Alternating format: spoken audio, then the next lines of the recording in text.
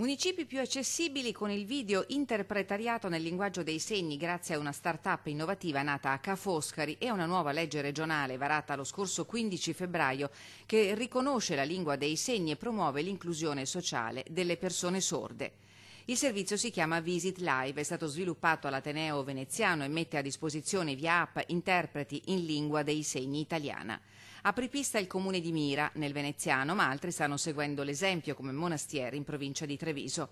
Ho creduto fino da subito nel progetto sviluppato da giovani nel nostro territorio e da Ca' Foscari, spiega il sindaco di Mira, Marco Dori. Un valore aggiunto, oltre che una brillante idea, una tecnologia al servizio della comunità e contro le barriere linguistiche.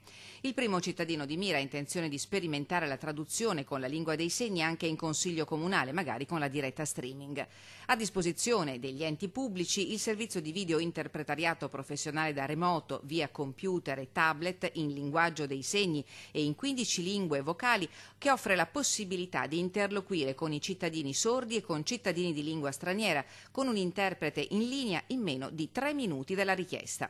L'auspicio è che la legge possa concretizzarsi presto in una serie di altre azioni concrete che permettano inclusione, integrazione e accessibilità a tutti i cittadini sordi in tutti gli ambiti su tutto il territorio.